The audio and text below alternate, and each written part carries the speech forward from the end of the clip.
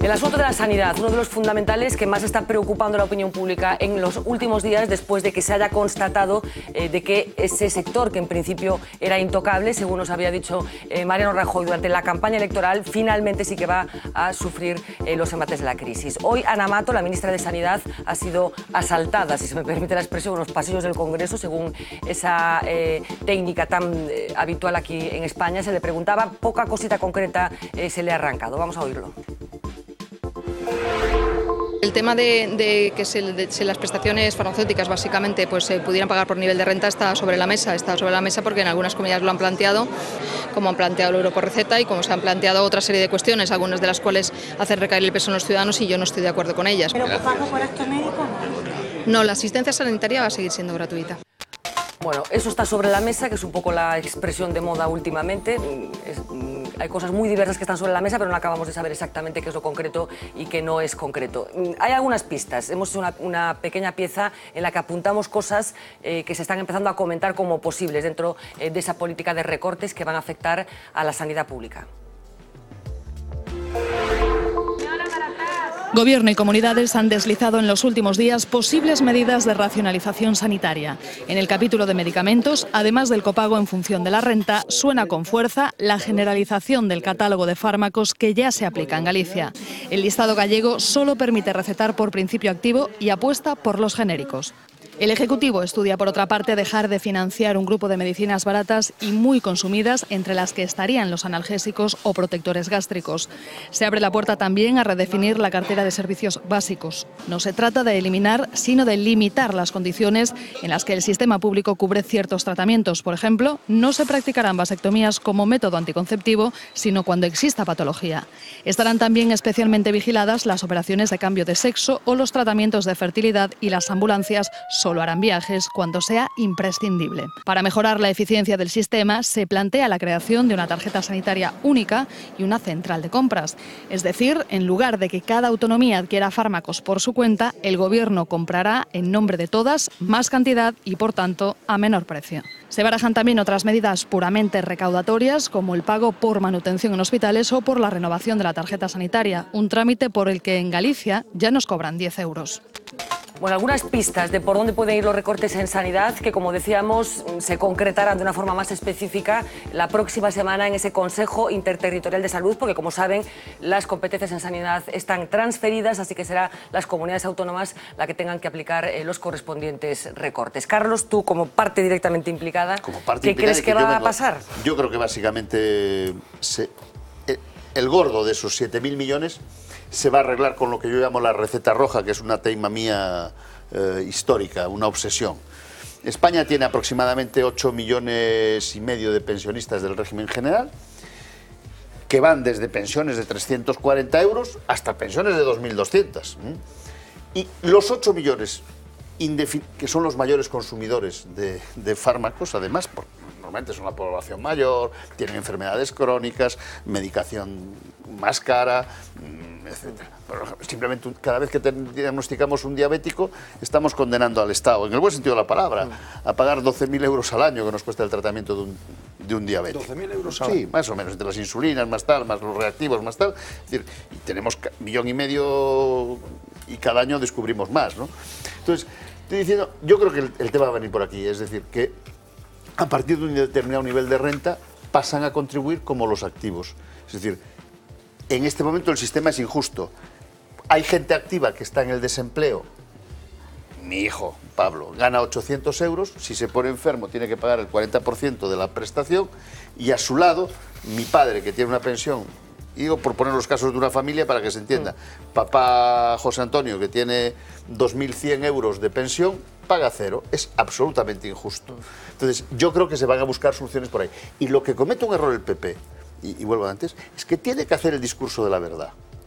El pueblo está, y los ciudadanos están suficientemente preparados para saber que es que debemos muchísimo dinero y que lo han manejado unos irresponsables, que las familias están sobreendeudadas, que no es culpa del Estado, pero que al final es el Estado no será porque no hayan dicho que iban a decir la verdad, porque esto es una tema constante. El tema de sanidad no va a haber, es mentira el discurso que se está haciendo.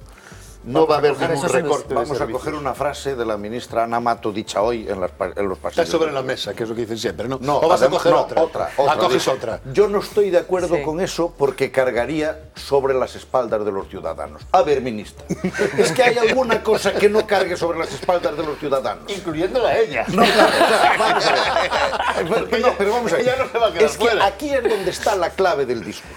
A los ciudadanos se le está diciendo, primero, que lo que se le está haciendo, en vez de ser un servicio a la gobernación del Estado y por tanto a sus propios intereses, es un ataque a sus derechos. Consuetudinarios, además. Sí. No se sabe muy bien quién te lo dio.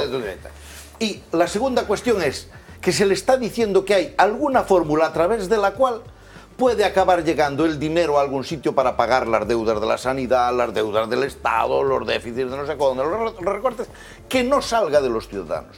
Vamos a ver, todo lo que recordemos, todo, más todo lo que debemos, desde el primer al último céntimo, tiene que salir de las espaldas de los ciudadanos. No hay otras espaldas en el Estado. El Estado solo tiene las espaldas Bueno, de los José Luis, ciudadanos. durante unos años aquí vinieron de Europa también unos cuantos. No, unos están cuantos. acumulados los euros, no, algunos sí, Claro. pero las deudas de las alegrías están acumuladas ahora. Claro. Y por tanto hay que pagarlas. Y por tanto, ya está. No me puede usted estar contando el tema de la sanidad diciendo, es que voy a ir por aquí y tal, pero por ahí no, porque eso le toca a los ciudadanos. A los ciudadanos esquizoide, ¿no? le toca todo. Y por tanto, si usted me sigue diciendo que hay una posibilidad de resolvérmelo sin insultarme mucho, pero usted lo está haciendo porque Europa es mala, pero usted tiene sus derechos y yo no se los voy a tocar, no nos vamos a entender. Y el principio fundamental de la gestión de hoy es: no hay ninguna gestión posible que no cuente con la colaboración de los ciudadanos. Y para que la gestión cuente con la colaboración de los ciudadanos, el ciudadano tiene que saber cuál es el problema. Tú lo sabes muy bien, y termino con esto, en el ejemplo del enfermo. El primero que se tiene que convencer de que tiene que tomar medidas es el enfermo, porque si él no está convencido de su enfermedad y de su gravedad, no toma medidas y no colabora. Los ciudadanos de ahora no colaboran con el Estado y seguimos haciendo tal para que haya estos sectores. No, y estos sectores no se toca. Es que aquí no se toca, dice ahora el PSOE, pero también lo decía el PP, no se toca la sanidad, no se toca la educación, no se toca, no sé qué. Pero ¿qué broma es esta? Se toca todo, hay que tocarlo todo. Hay que tocarlo lo más inteligentemente posible, pero hay que tocarlo todo. Y entre otras cosas, ese todo de donde han venido los problemas que tenemos actualmente. Y mientras Mariano Rajoy no sea capaz de hacer ese discurso y decirle a los ciudadanos, está escrito en la historia de España, españoles, la patria está en peligro, acudamos a salvarla, mientras no se diga eso, no hay manera de entenderse. Pues mi querido amigo, no hay que tocarlo todo. Por eso parecemos un galimatier de locos. No, pues José Luis, no hay que tocarlo todo. No hay que tocarlo todo. Vamos a ver, yo creo... lo acabamos de comentar aquí, la sanidad española es una de las que origina un menor gasto proporcionalmente respecto a otros países la que del menos. entorno, la que menos. La más eficiente. Con lo cual, a lo mejor la sanidad hay que tocarla como última cosa. Es decir, vamos a ver, ¿por qué yo creo, José Luis, que Mariano y su gobierno y la ministra tienen todo sobre la mesa y andan con esos discursos de los ciudadanos, no sé qué y tal? Porque es que se han obsesionado con la sanidad y la educación, que efectivamente es donde va el mayor gasto, y es muy difícil de vender esto a una ciudadanía... No, el mayor gasto va a pensiones en este país. Pero segundo la deuda, nosotros... Pero es muy difícil venderle esto a un ciudadano y decirle, usted se va a quedar sin prestaciones sanitarias, usted se va a quedar sin prestaciones escolares, cuando seguimos viendo, por el otro lado, lo que seguimos viendo. Porque es que seguimos viendo, a estas alturas de la vida, cuando estamos hablando de recortar y de pagar 10 euros y de pagar 1 euro, cómo se siguen levantando aceras, José Luis, que si tú lo sabes igual que yo, que se hicieron hace 2 años. Pues y seguimos viendo cómo se siguen haciendo autopistas. En mi ciudad ponemos granito en 14 más. No y seguimos viendo cómo se sigue haciendo autopistas a ningún sitio. Entonces, yo estoy de acuerdo contigo, hay que tocarlo todo, pero hay que tener un orden. Yo también estoy de acuerdo contigo. Hay que tener un orden. Y después hay una cosa, mira, si tocamos la sanidad, que es lo que nos va contra la salud, o sea, lo que cuida de nuestra salud y de nuestra vida, todo lo demás no sirve para nada. Y de nuestro orgullo nacional. Y de nuestro orgullo, todo lo demás no sirve para nada. El día que yo me muera pueden hacer todos los aeropuertos que quieran. Esto ha sido objeto de mi tesis doctoral. A ver, espera, Roberto. Sobre el tema del gasto crece indefinidamente. O le pones tú límites y disuades, o si no el gasto sanitario te come. La oferta genera la demanda, no es la demanda la que genera. Me dejas un momento, Roberto. Yo creo que hay que tener en cuenta a los profesionales médicos, y tú eres uno de ellos. ¿No? Los colectivos médicos no vienen denunciando de que la los sanidad... médicos no somos santos, incluyéndome a mí, ¿eh? Bueno, ya, pero hombre, Es decir, los médicos son unos seres humanos y unas señoras humanas, humanas como su nombre indica. Seras humanas. Pero vamos a ver, no dijeron que era perfectamente asumible. Que pagas tú. Pero, Carlos, ¿no dijisteis que era perfectamente asumible el sistema sanitario español? ¿No lo dijisteis? Los colegios médicos lo dijeron. Claro, Sí, yo creo hombre, que es este asumible, debate... pero hay cosas que no son asumibles. A ver, espera, Este debate Roberto. que estamos manteniendo es un ejemplo perfecto de el debate que se debería de abrir en el país. Es decir, que se debería abrir en el país. Porque, vamos a decirlo con toda claridad, a nadie, y a ningún gobernante, cuya objetivo fundamental es seguir en el gobierno, esto es un principio elemental, el objetivo fundamental de un gobernante a los ciudadanos. es seguir en el gobierno. Claro, pero esto es lo que no debería ser. Claro, dado que este es el objetivo fundamental y dado que es fácil distinguir lo que a los ciudadanos les gusta y no les gusta que les den tarta y no les gusta que les pegan patadas en la canilla. Esto es fácil de distinguir, cualquiera lo distingue. Tarta sí, patadas en la canilla no, es feo. Y tocarles el bolsillo. 400 euros esto de desgravación fiscal, sí. Esto, tocar la sanidad no. 3.000 euros por nacimiento sí, tocar la sanidad no. 260 euros al mes para los alquileres de los jóvenes sí, tocar la sanidad no. Es fácil de distinguir, lo que está bien, tarta y canilla, fácil de distinguir. Por tanto, la cuestión es la siguiente: si toca canilla, yo quiero que alguien me diga qué alternativa hay a la patada en la canilla. Porque si hay alternativa a la patada en la canilla, yo prefiero la alternativa. Es decir, si no hay que pegar patada en la canilla, si no hay que recortar sanidad, si no hay que tocar educación, si no tenemos que pagar, porque a nosotros 4, a nosotros 5, somos de los que nos va a tocar pagar. ¿Sí? Yo no tengo ninguna duda. Si hay que pagar, a mí es a uno de los que les va a tocar pagar. Y es justo, además, que me toque pagar a mí y que no le toque pagar al pensionista que no puede pagar o al parado que no puede pagar. Entonces, dado que nos va a tocar pagar, a mí me parece que el debate de una vez tiene que establecerse en términos realistas. ¿Es posible no dar patadas en la canilla? Porque si es posible, no las demos. ¿Hay alternativas a no dar patadas en la canilla? Porque si no, habrá que llegar a la conclusión de que el gobierno lo que quiere es tocarnos las narices por tocarnos las narices. Yo no me creo nunca que los gobiernos toquen las narices por tocar las narices. Un dato déjame dar, Carlos, porque yo creo que es de las noticias más sorprendentes y los titulares más extraños que hemos leído. Mira que ya estamos acumulando cosas en los últimos tiempos. Fondo Monetario Internacional, conocéis esta institución que un día dice una cosa y al siguiente dice la contraria. Bueno, estos señores del Fondo Monetario Internacional están reclamando hoy, a través de un informe que se ha presentado, que se recorten las prestaciones y se retrase la edad de jubilación ante el riesgo de que la gente viva más de lo esperado. Y también propone soluciones de mercado para mitigar este riesgo. Es lo que los economistas denominan riesgo de longevidad. Y lo minutan. Si el promedio de vida aumenta 3 años más de lo previsto para el 2050, el coste del envejecimiento, que ya es enorme, aumentaría un 50% en las economías avanzadas. Así que si tenéis previsto vivir muchísimo y pensando que esto no es patriótico. Hace ya unos años que Forges había sacado una viñeta de esas editoriales en las que se veía una señora que debía ser la que atendía la puerta del hospital y llegaban unos tíos con la gabardina, con el cuello levantado, un sombrero, una funda de violín en la mano y tal, y le dicen: somos los encargados de reducir las listas de espera, pero no se preocupe que parecerá un accidente, ¿no? Pero hay una cosa evidente. Eso que parece una brutalidad. Pero a mí lo que me llama la atención es que se exprese el riesgo de que la gente viva más de lo esperado. Pero lo que es cierto es que frente al riesgo de vida hay una solución fácil, que son los crematorios. Pero lo que es cierto es una cosa. Pero hay una realidad no hay que es un cierta. sistema que pueda aguantar que cada vez sean más los sistemas de pensiones empiecen a ser más largos que los sistemas laborales. No hay ningún sistema que pueda aguantar que sean más los que cobran que los que pagan. Claro, hemos montado este una persona trabajaba 30 años y tenía de pensión 10. Y ahora trabaja 28 y tiene de pensión 30. Claro. Y eso hay que tratarlo en términos económicos. Y porque claro, si no explicamos estas cosas, cuando llega el asunto y dice es que nos vamos a jubilar en vez de a los 65, a los 67 años, parece que el gobernante se ha vuelto loco. Canilla, y por eso hay que explicar, hay que estar siempre explicando estas cosas.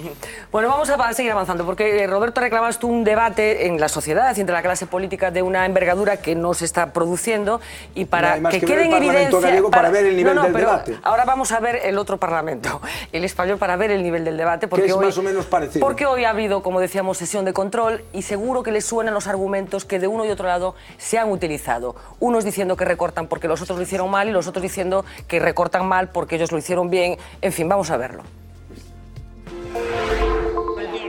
Más tensión que nunca, pero los mismos argumentos de siempre. En una sesión de control especialmente bronca, gobierno y oposición cruzaron acusaciones de sobra conocidas. Habla usted de la orientación de la política educativa con lo que usted califica como brutal recorte. Brutal, por ejemplo, es comprometerse a una reducción del déficit público e incumplirla en un 78%. Han reducido drásticamente la atención a las mujeres víctimas de violencia de género. Estos presupuestos, ya sé que no le gusta, pero son consecuencia de las desastrosas cuentas públicas que ustedes nos han dejado. Los recortes presupuestarios y las alusiones al Ejecutivo anterior volvieron a protagonizar un debate que se endurecía por momentos. Y aunque la vicepresidenta del Gobierno reconocía esto, el estado de excitación no es bueno para hablar de los presupuestos generales del Estado.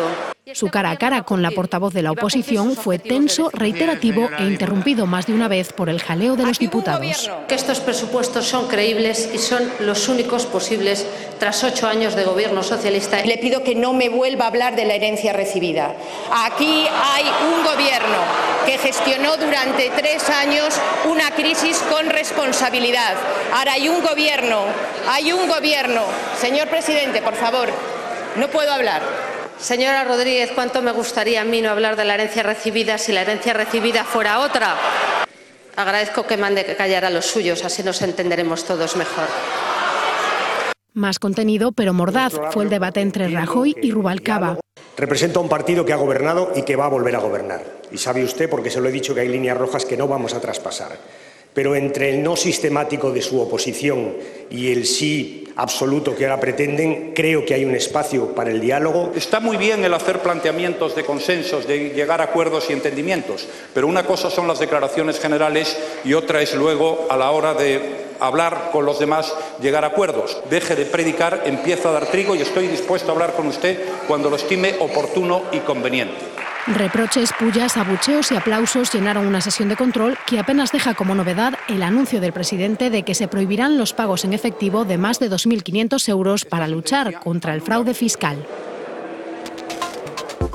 Bueno, como vemos, se juguetea también con la posibilidad de llegar a acuerdos globales, esos famosos pactos de la Moncloa. No digo que tenga que ser específicamente como eso, pero la posibilidad de que se llegue a un consenso teniendo en cuenta lo complicado de la situación, decía Roberto. No, iba a decir que a mí no me preocupa mucho que el ambiente sea tan bronco, ¿no? Porque en el Parlamento... no, yo digo, en lo el que Parlamento es el inglés, contenido de la bronca. Claro, el contenido de la bronca. Claro, no, si no lo digo polemizando contigo, no.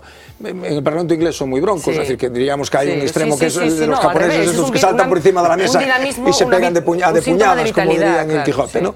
Es decir, que a mí no me preocupa. A mí lo que me preocupa es que el nivel de la discusión sea tan pobre. Es decir, porque es muy sencillo, Mire, estamos ante una situación en la que hay un gobierno que afirma, al margen de la herencia recibida, bueno, que tiene una cierta lógica porque hace 100 días que están gobernando, no hace 2000, en fin, que afirma que no hay más remedio que adoptar la política de patada en la canilla para salir de la situación en la que estamos. Bien, entonces lo que tenemos derecho a saber los ciudadanos es que la oposición nos diga si hay una política alternativa a esa política. Sí. ¿En qué consiste? 38.000 millones que hay de beneficios fiscales. En este momento, en el presupuesto que acaba de remitir el Partido Popular, son los mismos que hizo el PSOE, con lo cual debemos hacer mea culpa que pudimos haberle metido mano nosotros. Pero para que tú lo sepas, hay 38.000 millones, desde la desgravación de las viviendas hasta las minusvalías, hasta no sé, 38.000 millones que son de beneficios fiscales. Bueno, si vamos a tocar la canilla, con perdón, de 7.000 en la sanidad, digo yo, habrá que tocar otros 7.000. Y escogemos que de esos 7.000, ¿dónde de esos 38.000? Bueno, dejadme que completemos un poco el debate es ese. Eso es lo que tenía que ver. Dejadme que completemos un poco el escenario de las declaraciones de la sesión de control de hoy, de esta mañana en el Parlamento Español, porque nos ha llamado mucho la atención el tono de una interpelación. Era una diputada del Partido Socialista, Delia Blanco, la veíamos un poquito antes interpelando a Ana Pastor. Vamos a verlo, porque se refería a eso, dentro de esa política del recorte de todo, que se toca todo, que decía Xosé Luis Barreiro, pues también se han tocado las políticas que tienen que ver con la mujer. Esto le decía la diputada y escuchamos a continuación lo que le contestaba la ministra de Sanidad.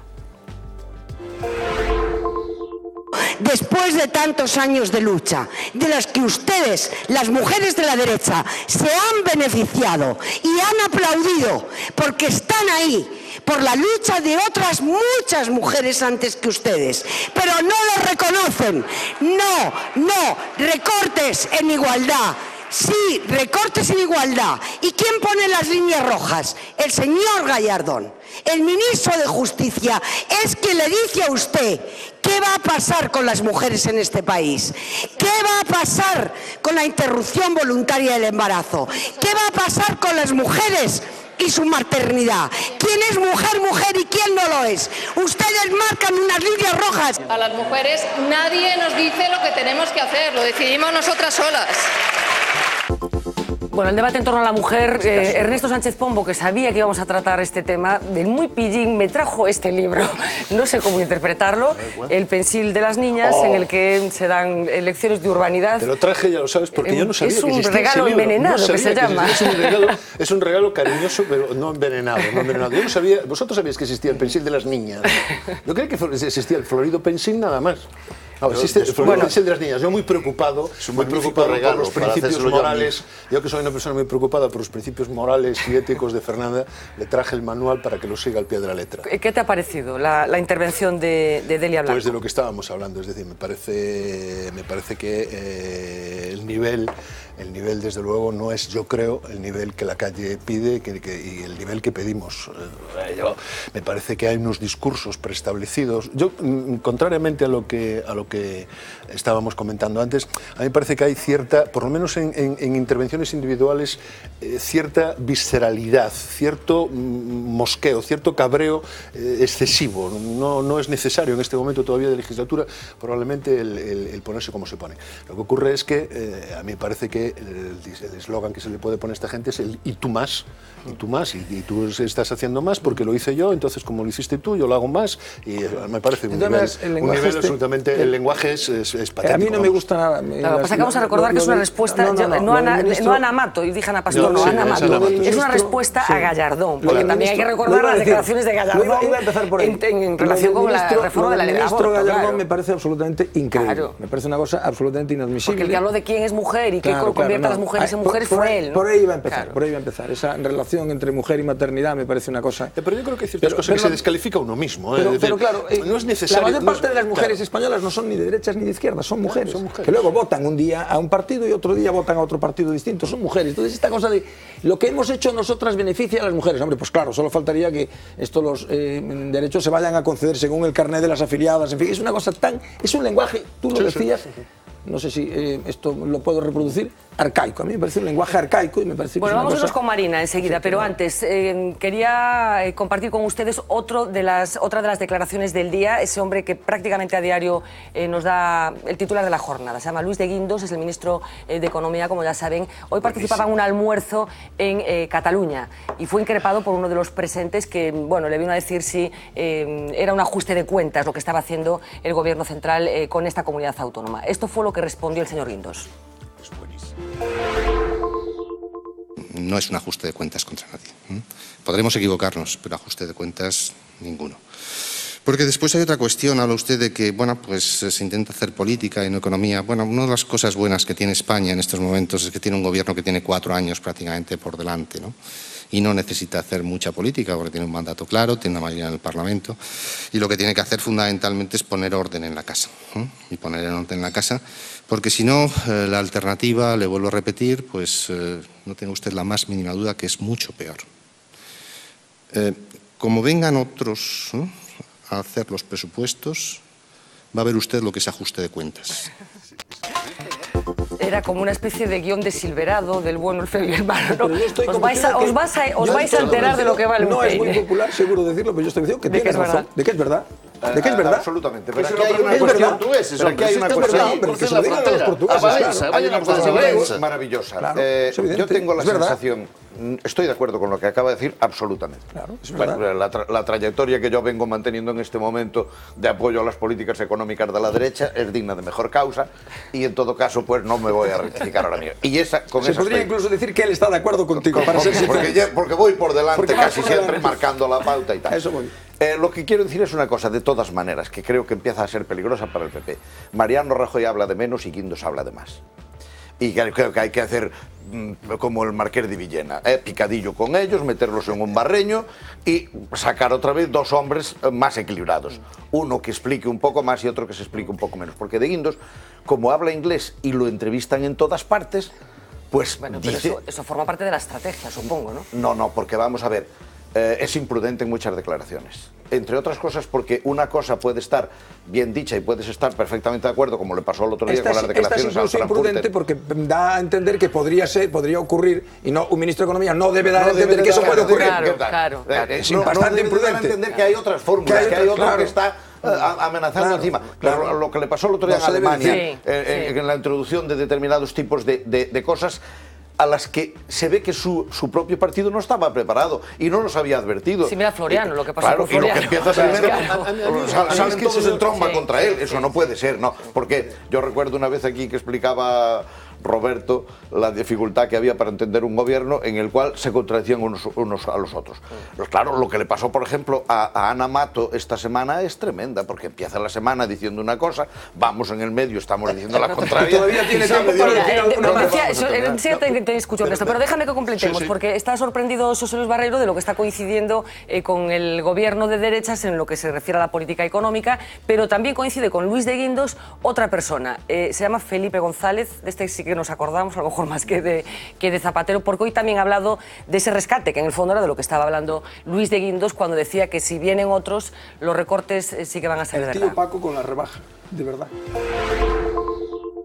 La última vez que vi a Sarkozy, cuyo comportamiento con España no entiendo, me parece totalmente irresponsable y oportunista para el presidente de la República Francesa, por razones puramente electorales y nacionalistas, pues no está creyendo en lo que dice. No quiero ser tan imprudente como él, pero no me presento a ninguna elección. Pero sí quiero decir, por primera vez, y lo diré la única vez, probablemente lo mejor para Europa, incluida Francia, es que haya un presidente de Francia que sea capaz de decirle que no a la señora Merkel cuando no lleva razón. No habrá rescate. Y si lo hay, se acaba el euro. Sí, los que quieran abusar dirán, ya estamos en el rescate. Tomándose en serio al país, no habrá rescate. Y si lo hay, quiere decir que van a rescatar después a Italia y a Francia, por mucho que presuma Sarkozy. Bueno, declaraciones de Felipe González, que es más contundente que Luis de Guindos ante la posibilidad de que no haya un rescate, porque efectivamente de Guindos... Luis de Windows, efectivamente. A ver si lo digo bien, de Windows. Es una persona que yo tengo la sensación que desde que llegó al ministerio va como dando pena, ¿no? Sí, anda por ahí dando pena. ¿Recordáis cuando en el Parlamento en Estrasburgo se acercó al ministro alemán y le dijo vamos a hacer una reforma que es maravillosa y muy dura y no sé qué y tal? Y anda dando explicaciones, ¿no? Y ahora lo que nos quiere decir es, mire hombre, es mejor que lo hagamos nosotros, que hagamos nosotros presupuestos, porque no. Un ministro tiene que hacer lo que tiene que hacer y no tiene que andar dando explicaciones ni a uno, ni a los otros, ni a los catalanes, y no tiene que andar diciendo, mire, confórmense conmigo porque como vengan los otros son peores. Ya sabemos que si vienen los otros son peores, pero no hemos votado a los otros, los hemos votado a ellos. Nosotros hemos votado a estos señores que ahora andan diciendo, es que hace 100 días tenían las soluciones mágicas para todo. Sí. ¿Qué pasa? ¿Que estaban fuera de la realidad del país? Pues sí, vamos un momento con Marina Chiavegato, porque hay más noticias que pasan, especialmente por la red, noticias que tienen que ver también con lo que pasaba en el Parlamento hoy, con anuncios muy controvertidos que están animando muchísimo la red, ese entorno en el que también se mueve Marina Chiavegato. Marina, muy buenas noches. Hola Fernanda. Cuéntanos. Como decías tú, animadísimo el Twitter durante todo el día de hoy, pero lo más llamativo tiene que ver exactamente con una de las propuestas que se hacían hoy en el Parlamento. Tiene que ver con el ministro de Interior diciendo diciendo que a partir de ahora todas las manifestaciones violentas que sean convocadas por la red serán punidas con cárcel. Como podéis imaginar, una revolución en la red, y la etiqueta es Hola dictadura. Tenemos, por ejemplo, a Esther que dice: soy criminal por no resignarme, por soñar otro mundo y luchar por conseguirlo. Ese es mi crimen. O, por ejemplo, PHP que dice: y dentro de un mes, agrupaciones de 3 personas en la calle será una asociación ilícita. Tenemos también a Ernesto que dice: en el país de los dictadores, los criminales somos los buenos. Y seguimos hablando de la red porque hoy ha estado un día muy animado y hablamos de otro tema, un tema local de la Comunidad de Madrid, pero que realmente ha sido muy comentado por el miedo de contagio también a otras comunidades. Es el tarifazo, es decir, la subida del bono de Metrobús de 9 a 12 euros. Allí leemos cosas como: gracias al tarifazo de Madrid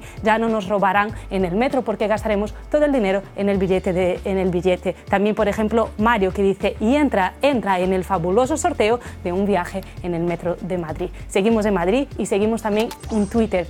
Y es que mientras Froilán, el nieto del rey, sigue recuperándose en una clínica madrileña, en Twitter siguen hablando de él, como siempre, con mucho humor. Por ejemplo: papá, ¿te puedo hacer una pregunta?, dice Froilán. Claro, dispara. O, por ejemplo, otro tuitero que dice: dicen Leonor y Sofía, Froilán, tu primo tiene riesgo. O, por ejemplo, otro internauta que dice: Froilán y Rajoy ayer compartieron el mismo titular. Pies, ¿para qué te quiero? Marina, muchísimas gracias. Como siempre, un placer que nos ilustres con las cosas que suceden en la red. La verdad es que el asunto de Froilán está ocupando... Hoy me ponía un amigo en Facebook, me ponía también otra muy bonita. Sí, bueno, las hay que no se pueden reproducir en público. Que entreguen las armas y se disuelva. Yo de disolver, perdón, solo por esto, recuerdo una que la voy a contar, pero porque la vi, ¿no? Una vez había habido unos altercados muy grandes allí en la Universidad de Madrid y ya era después de comer, pero había una vigilancia extrema. Y la policía mandaba... Entonces había allí un tío sentado en un banco delante de los comedores del SEU y un guardia se acercó para decirle que se fuese de allí por alguna razón, estrategia. Y en vez de decirle, dijo: disuélvase. Le dijo al tío que estaba solo. Y el tío, que era mexicano, se levanta y le dice: más creo que no voy a poder yo disolver. Ya te le he dicho que se disuelva y tal. Y todo el mundo alucina. Porque yo me acordé por lo de disolver los grupos. Dejad de todas maneras, porque el asunto de Froilán, efectivamente... Vamos, ya está confirmado que este es el annus horribilis de la Casa Real, porque no hay que olvidar además que el padre de la criatura tendrá que ir a declarar como consecuencia de no haber previsto que un menor no puede utilizar un arma de fuego como fue el caso. Inevitablemente, cuando se produjo el accidente, que como saben tuvo lugar hace unos días, vino a la cabeza de todo el mundo un incidente mucho más grave que tenía lugar hace unos cuantos años. Sí, vamos a recordarlo. El 29 de marzo de 1956, el hermano del rey don Juan Carlos, Alfonso de Borbón y Borbón, murió de un disparo a los 15 años. En ese momento, junto a él, estaba el actual rey de España. Toda la familia se encontraba en Estoril, en la que todavía hoy se llama Villa Giralda. La nota oficial, por orden de Franco, decía: mientras el infante don Alfonso de Borbón limpiaba un revólver con su hermano, se disparó un tiro que le alcanzó la frente y lo mató en pocos minutos. Pero pronto llegaron otras versiones, que apuntaban a que había sido el propio don Juan Carlos el que lo había matado accidentalmente. Una de esas versiones asegura que el pequeño Alfonso quería jugar con su hermano y entró en su habitación simulando que lo disparaba. Ante la insistencia del pequeño, don Juan Carlos sacó un arma del cajón de su mesa y, pensando que estaba descargada y para hacer más real el juego, apretó el gatillo. Pero había una bala y en una milésima de segundo su hermano cayó desplomado. Dicen que don Juan llegó a gritar a su hijo mayor: júrame que no lo has hecho a propósito. Unas palabras que aseguran todavía resuenan en la cabeza del rey. Otras versiones hablan de que los dos hermanos estaban tirando al blanco con una diana improvisada. En el turno de Juanito, Alfonsito pasó por delante. El final de la historia es el mismo. Otros aseguran que fue su propia madre, doña María, la que les dejó el arma porque ellos le prometieron que solo querían mirarla. Lo cierto es que nadie sabrá nunca la verdad sobre un capítulo que incluso algunos historiadores han borrado de las biografías del rey. Bueno, una historia terrible con un final muy trágico que tenía lugar en esa casa en Estoril en la que efectivamente vivió el rey y su familia durante los años de la dictadura de Franco. ¿Decías, Ernesto? No, decía que hay un disparo también de esos fortuitos muy graciosos, que es el de la cacería de Fraga, de Fraga cuando se lo mete en el pompis. Sí, a la burguesía siempre le pasan estas cosas. Los que tienen armas. Exactamente, las familias proletarias. Y como pediatra... Hoy estaba muy bien la defensora del menor, no sé si la viste. Sí. José, es que los niños hay un dato muy importante. En España, la principal causa de muerte de los niños no es ni el cáncer ni las infecciosas, son los accidentes domésticos. Sí. Yo tengo, desgraciadamente, un amigo que se suicidó su hijo utilizando una pistola, porque él es un coleccionista de armas, un psicópata, que en buen sentido de la palabra, pero tal, y fue una cosa trágica. Por eso lo mejor es no tener armas en casa. Las carga el diablo. No, yo iba a hablar un minuto solo del tarifazo, ¿no? Porque seguro que se va a montar un circo impresionante. Con lo de Madrid. Para decir una cosa, y es que en realidad las tarifas del metro de Madrid son las más baratas del universo. Es decir, que bajar del aeropuerto de Madrid, de la T4 del aeropuerto de Madrid al centro de Madrid, costaba, me parece que eran... no, lo habían subido últimamente, yo creo que eran 2 euros, me parece que costaba el billete doble. Claro, lo que pasa es que se produce todo en el mismo contexto. Claro, se produce todo en el mismo contexto, es decir, que eso en Londres es infinitamente más caro, en Roma el tren es mucho más caro. Aquí también hay una singularidad absoluta, que es que hay 5 millones de parados. Y esto también es una singularidad de este país. Hay una expresión que ha utilizado de Guindos, que responde bastante a la realidad. Es decir, hace mucho tiempo que nadie pone orden en casa. Este es el problema. Hay un problema en España, es decir, que lo comentaba viniendo para acá con José Luis, ¿no? Es decir, desde el 96. Os parecerá un poco extraña la comparación, pero yo hay momentos en que pienso que en realidad esta voluntad de poner orden, más allá de que estemos de acuerdo con una cosa o con otra, se parece un poco a la voluntad de poner orden de Felipe en el 82, es decir, da la sensación de que desde hace muchos años ellos están copiando nadie había puesto orden en casa y está todo desordenado. Por ejemplo, tenemos unas tarifas de transporte público en Madrid que son absolutamente ridículas. Que las estamos subvencionando desde aquí. Vamos de nosotros a publicidad un par de minutos, pero les pido que no se vayan porque a la vuelta vamos a hablar de uno de los vídeos del día. A lo mejor han tenido la ocasión de compartirlo a través de internet. Es un anuncio de Cáritas que ha hecho un publicista de éxito que ha firmado antes, pues no sé, videoclips, por ejemplo, El corazón partido de Alejandro Sanz, y que tuvo una peripecia personal que le llevó a comprometerse con algo muy concreto que está pasando en España en estos momentos. Vamos a hablar con él después de publicidad. Se llama Alejandro Toledo y, como decía, será después de unos pocos anuncios. Hasta ahora.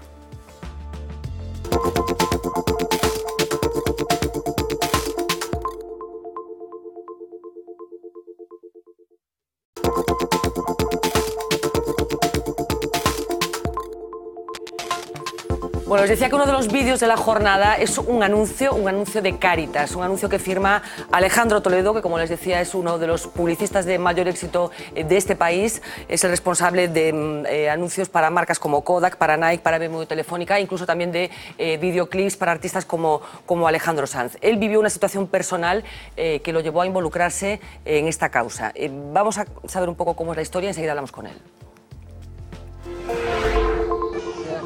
Probablemente sean muchos los que, si escuchan la palabra pobreza, su mente viaje hacia las zonas más castigadas de África u otros territorios catalogados como en vías de desarrollo. Escenas que de cuando en cuando abren los sumarios de los informativos. Pero lo cierto es que la pobreza está mucho más cerca de lo que parece. Algo similar es lo que le ocurrió a Alejandro Toledo, un publicista de éxito responsable, entre otras cosas, de importantes campañas publicitarias, así como también de videoclips para artistas como Alejandro Sanz. Pero la realidad llamó a su puerta cuando un día, paseando por la calle, se encontró a un antiguo compañero de profesión que había gozado de relativo éxito saliendo de un comedor social. Perfectamente vestido, portaba una bolsa que había sacado de Cáritas. Un impacto que le llevó a realizar una campaña de manera desinteresada para Cáritas. El vídeo muestra cómo un padre y su hija se ven obligados a acudir a uno de estos comedores, cómo encuentran cobijo del frío en un cajero automático. Secuencias que, tras la ficción de la campaña, encierran cientos de imágenes reales. Este vídeo, cuyo coste estimado estaría en torno a los 40.000 euros, acaba con una llamada a la esperanza. En Madrid, muchas familias han perdido la esperanza. Entre todos se la podemos devolver. Esperanza que últimamente escasea, como todo en esta crisis.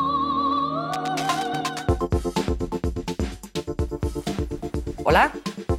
Hola, Alejandro Toledo, muy buenas noches. Estábamos viendo un fragmento de ese vídeo que se ha convertido, como decía, en uno de los vídeos más vistos durante la jornada de hoy. Un vídeo, un anuncio al que usted llega para Cáritas como consecuencia de un encuentro. ¿Qué pasó? ¿Qué pasó ese día que se encontró con alguien? Bueno, lo ha contado muy bien su compañero. En realidad es exactamente lo que sucedió, que andando por la calle Martínez Campos vi a un antiguo compañero de trabajo que tuvo en su momento mucho éxito, pues saliendo de un comedor de Cáritas.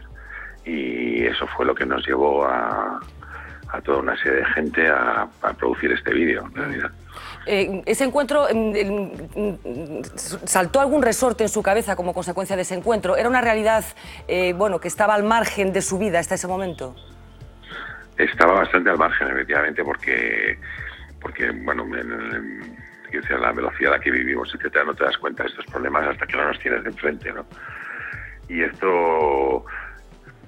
iniciativa que luego se coordinó con la Escolanía del Recuerdo y con Cáritas, surgieron un vídeo y posteriormente un montaje para Cáritas, para televisión, que es el que ahora ha puesto Cáritas en marcha, porque ese tema es una iniciativa que surgió hace casi un año de ese tema.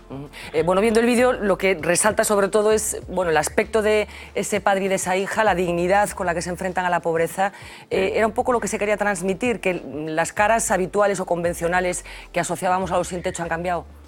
Es que ese es el tema, exactamente es la temática del vídeo, que esas caras han cambiado y que son caras que pueden ser las nuestras, o sea que realmente de eso precisamente va el vídeo. De hecho, la niña protagonista es mi hija, o sea que precisamente es eso y precisamente porque nos afectó a toda una serie de profesionales, porque no solo estoy yo, sino que toda la gente, yo fui un poco el coordinador de este tema en cuanto a todo el equipo técnico que está ahí, y todo el equipo técnico se prestó igualmente a rodar este vídeo y con la misma ilusión y con el mismo desinterés que yo mismo, ¿no? Hasta el músico que ha hecho la música para la versión de televisión corta, José Bataglio, lo mismo. ¿Y está convencido de que este tipo de gestos, este tipo de vídeos, este tipo de mensajes van a servir para algo? Hay una cierta sensación, no sé, de hastío colectivo. Parece que hay un poco, que ha cundido la especie de que es todo un poco inevitable ya. ¿Sirve para algo este tipo de militancias? Hombre, yo creo que en el momento en el que se hizo, la idea era recaudar dinero, básicamente, que ese es el objetivo de este vídeo. Porque esto se hizo en la campaña de Navidad del año pasado. Lo que pasa es que no se llegó a tiempo para ponerlo en la campaña de Navidad con Cáritas Madrid, y la idea era recaudar dinero. Y si este vídeo sirve para eso, ese es única y exclusivamente su objetivo, mover las conciencias de todos para participar en el esfuerzo que está haciendo Cáritas en Madrid. Pues nos sumamos a ese deseo, Alejandro Toledo. Enhorabuena por la iniciativa, y desde luego el vídeo es digno de ver, tanto por el mensaje como por la calidad y la dignidad con la que está hecho. Muchísimas gracias por atendernos. Buenas noches. Bueno, no sé qué os parecen iniciativas como esta, Roberto. Sí, a mí me parece una iniciativa absolutamente espléndida y además indispensable, ¿no? Porque apela a un elemento que está olvidado, y es cierto que está olvidado, que es el elemento de la solidaridad personal, ¿no? Pero estamos viendo en esa teoría del recortar todo que también ha descendido de forma brutal las ayudas a este tipo de instituciones, y el mensaje permanente de la gente que está gestionando no solamente Cáritas, sino otras instituciones que están ocupándose de esta gente, es que tiene cada día menos dinero. Claro, nosotros, en mi casa colaboramos con algunas de esas instituciones.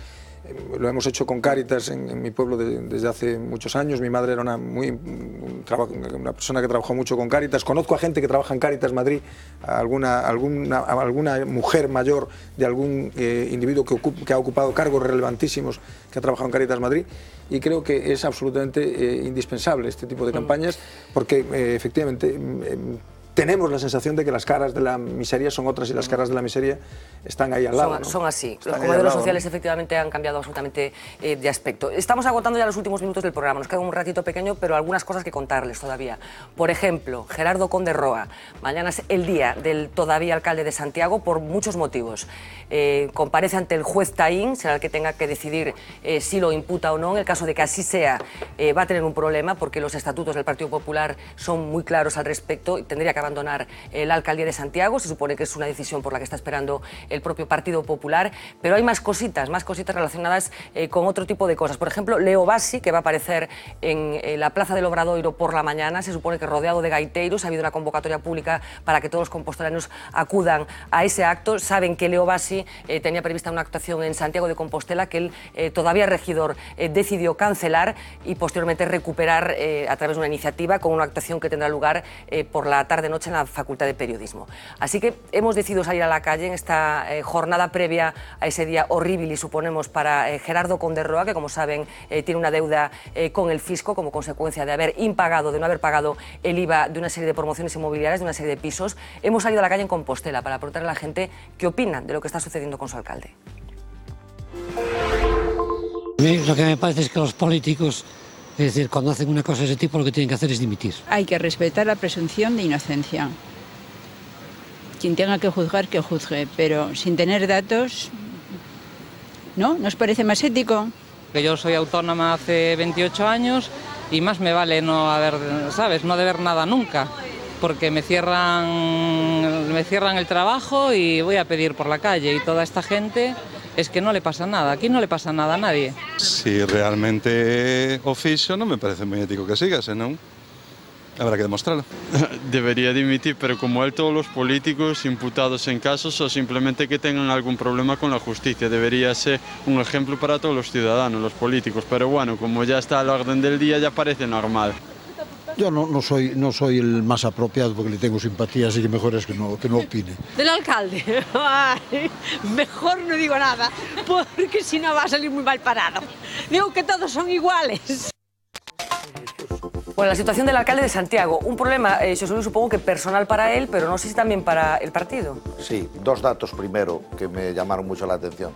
Que la gente, en vez de hablar del alcalde, habla de los políticos. Y ahora era el momento de hablar de un señor que se llama Gerardo Conde Roa, ¿no? Y lo en otro este caso, señalar sí que no la está otra feo. que me gustó mucho era la de los datos. ¿Recordáis el chiste aquel de un niño que iba a demostrar lo sabio que era? Y dice 2 más 2 y dijo más datos, por favor. Pues este es un poco el asunto así. Bueno, vamos a ver. Yo creo que cualquier segundo que tarde Gerardo Conde Roa en marcharse comete un error grandísimo. Se tiene que marchar necesariamente.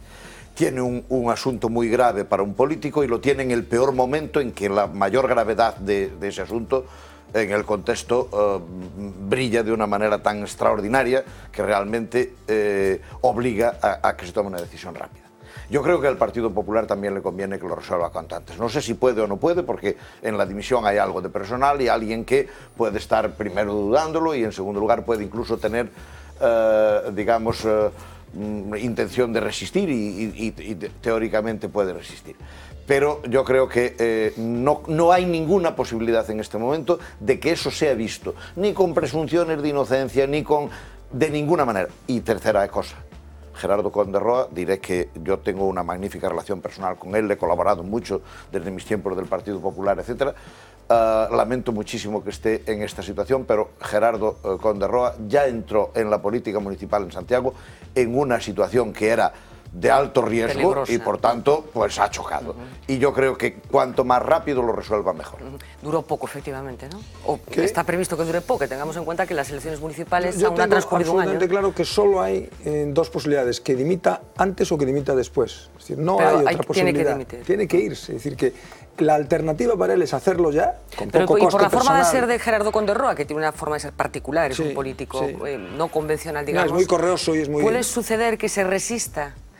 Ayer La Voz de Galicia optaba por un titular en esa surrealista comparecencia de prensa que protagonizó, en la que hablaba del Partido Popular como si no fuera el suyo, y en la que decía que lo de la dimisión, bueno... Es que hay que darse cuenta, lo digo a efectos de que, como decía José Luis, más datos, más datos. Es importante para que nuestros espectadores tengan el dato que se podría plantear un escenario, y es que si él decide no dimitir, a él no lo puede echar nadie de su puesto de concejal. Claro, de concejal. De su puesto de concejal. Hay jurisprudencia reiterada del Tribunal Constitucional, yo creo que discutible, pero en fin, reiterada, él se quedaría como concejal y lo que ocurriría es que se produciría un empate de 12 a 12. Es decir, porque nadie tendría mayoría, es decir, que él decidiría quién es el alcalde de Santiago.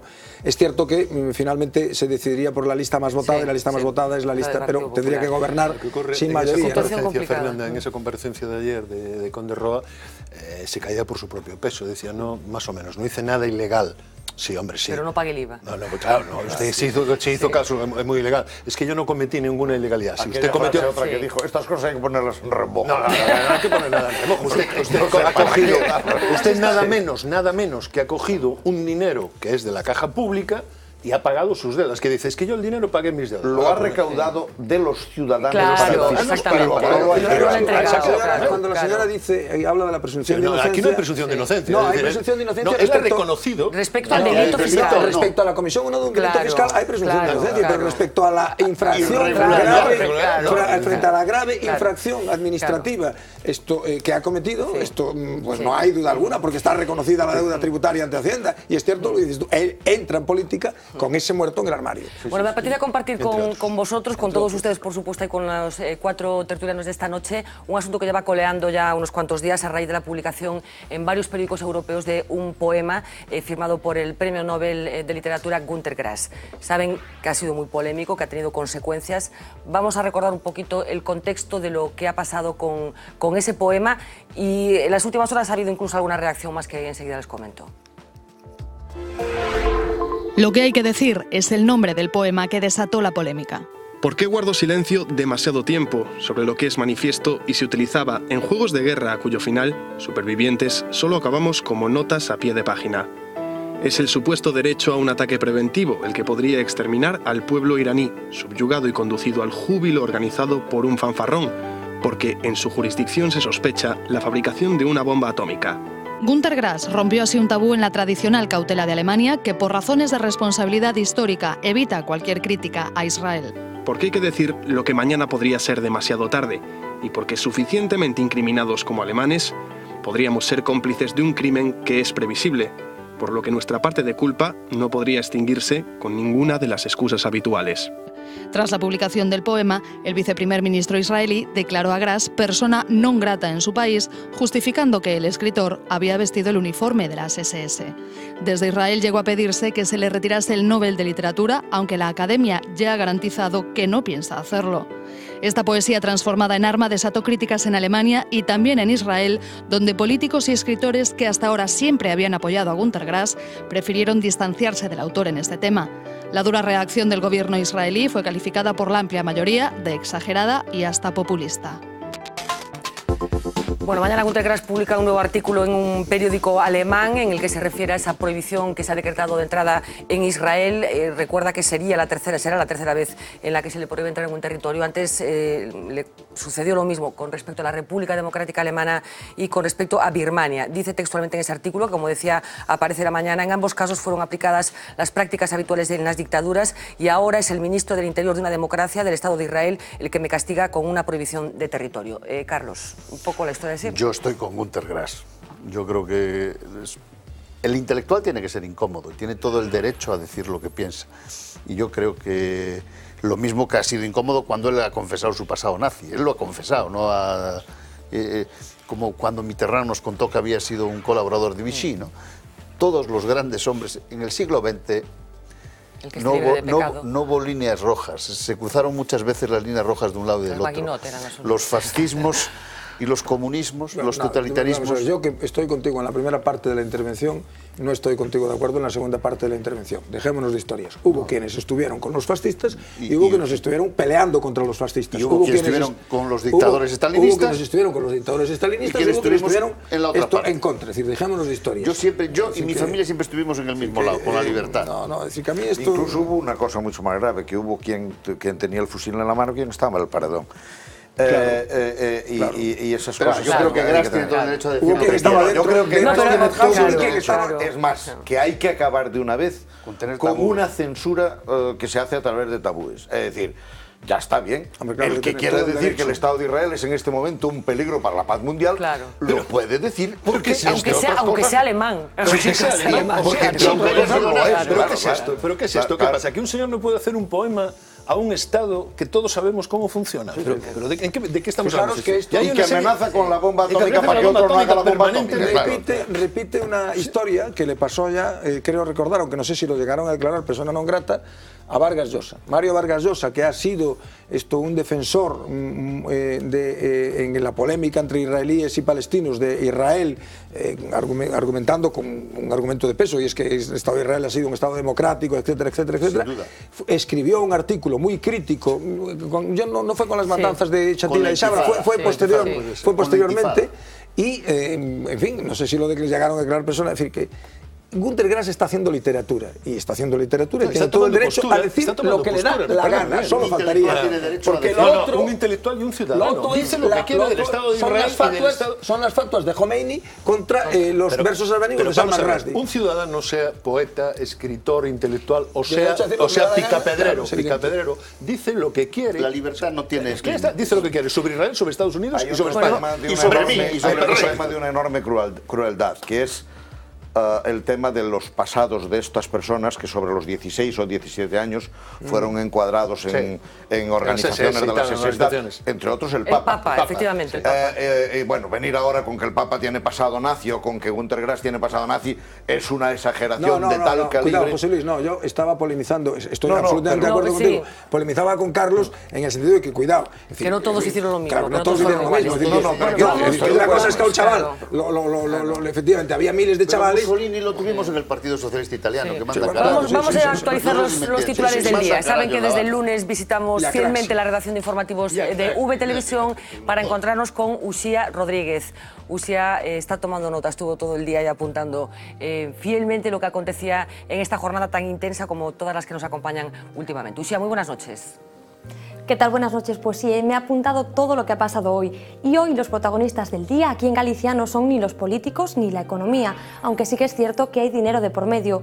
De lo que más se ha hablado es de la irrupción en el Parlamento gallego de los afectados por las acciones preferentes.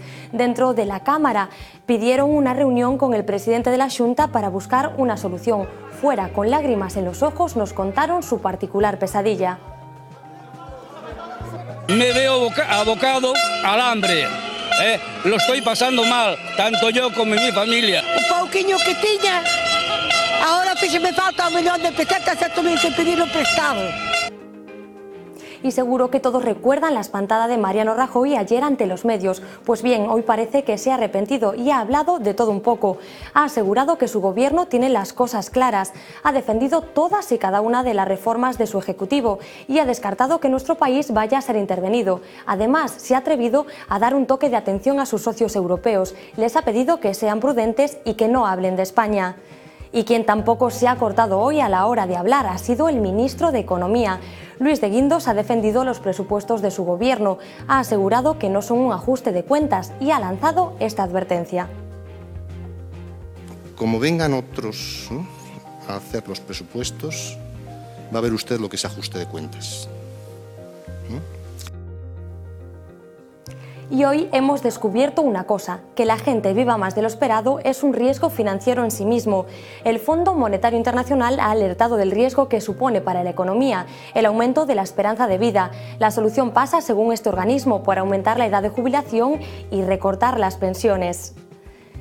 Y como todas las reformas llegan a todos los sitios, también llegan al Ministerio del Interior.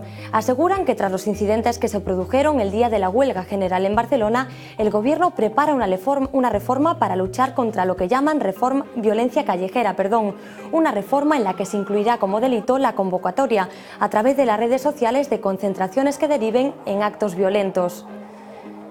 Y hoy ya vamos a terminar, pero queremos irnos con buen sabor de boca, así que lo dejamos con una historia con final feliz. Los 9 mineros que estaban atrapados desde el pasado jueves en una mina de Perú han sido rescatados. Durante 6 días sobrevivieron con el oxígeno y el agua que les llegaba a través de una manguera. Hoy han respirado por fin aire puro. Todos han logrado salir de la mina sanos y salvos. Con esta imagen de esperanza nos despedimos. Fernanda, por un día lo hacemos con una buena noticia. Pues muchísimas gracias, Uxía. Efectivamente, una historia que nos sigue conmoviendo. Nos recuerdo aquella otra de hace un tiempo, de aquellos mineros. Aquello fue todavía una historia más espectacular en Chile. Estuvieron muchísimos más días y hubo más épica en el rescate y todo aquello. La historia al año después de los chilenos, aquello es un desastre casi todo. Todos ellos han acabado muy mal, Muy mal, efectivamente. es un desastre. Vamos a acabar ya, pero no vamos a hacerlo como sin nuestro compromiso último siempre en Vía V, que es adelantar la primera página de la primera edición de La Voz de Galicia de mañana, que llegará a todos sus kioscos y que podrán consultar también, como ya saben, en ese chisme tan moderno que se llama iPaz. Vamos a verla ya, el titular de apertura. Rajoy sostiene que España no tiene ni va a tener problemas para financiarse. La bolsa se recupera ligeramente y la prima de riesgo se relaja tras anunciar el BCE que puede volver a comprar deuda. Destacar también en esta primera un anuncio, un artículo que aparece dentro del periódico, lógicamente, del presidente de La Voz de Galicia, Santiago Ruiz Fernández de la Torre, titulado Antes de la bancarrota. El presidente de La Voz publica hoy un artículo editorial en el que realiza una reflexión sobre la grave situación que vive España. Aparece en las páginas de opinión del periódico, como decía, podrán leer todos ustedes mañana. La foto de primera para un asunto que hemos abordado aquí esta noche. Afectados por las preferentes llevan sus protestas al Parlamento gallego, ese momento en el que Javier Guerra, el consejero de Economía, intentaba va a aplacar los ánimos de los manifestantes. Destacar también un titular también comentado aquí: Conde Roa tendrá que aclarar hoy en el juzgado sus problemas con Hacienda, y algo que tiene que ver con una especulación constante en torno al futuro de este país. El consejero de Presidencia confirma la intención de la Xunta de agotar la legislatura. Es, como decía, otro de los titulares que forman parte de La Voz de Galicia, de la primera página de la primera edición de La Voz de Galicia de mañana. Destacar un titular más: La Voz de Galicia alcanza los 640.000 lectores diarios, que también es una buena noticia. Magnífico. ¿Elecciones sí o no antes de tiempo? Yo creo que en estos momentos deben de estar inclinados al no, porque yo creo que les ha entrado el miedo en el cuerpo con Andalucía. Yo creo que con no mucha razón, porque yo creo que las claves de Andalucía son otras, pero yo tengo la impresión de que en estos momentos están claramente inclinados a no hacer elecciones, es decir, a no jugar, a no aguantar hasta marzo. Yo veo que no se adelante. Yo veo muy firme a Feijóo en ese asunto. Ha dicho no. Parece ser que desde Génova le están apretando. No, el propio Rueda era el que se decía que tenía la teoría de que había que adelantar. Sigue insistiendo. Es difícil que el gobierno pase un momento tan malo como el que está pasando. Sí. Bueno, aquí se ha recordado que los adelantos electorales casi nunca han funcionado, ¿no? En las estrategias. Nunca. El más conocido es el de Chirac, que convocó elecciones y le ganó el de Jospin. Touriño es bastante conocido también. Creo que no le vino muy bien. Que no le vino muy bien el adelanto electoral. En fin, lo sabremos seguro en los próximos tiempos. Saben que las elecciones tocan en marzo, se hablaba de octubre, así que estaremos pendientes. Señores, un auténtico placer compartir tantas cosas esta noche con los cuatro: José Luis, Carlos, Roberto, Ernesto. Regresamos mañana a partir de las 10 menos 20 de la noche. Primera parte, una entrevista con el teólogo Torres Queiruga. A continuación, asuntos de actualidad. Sean felices.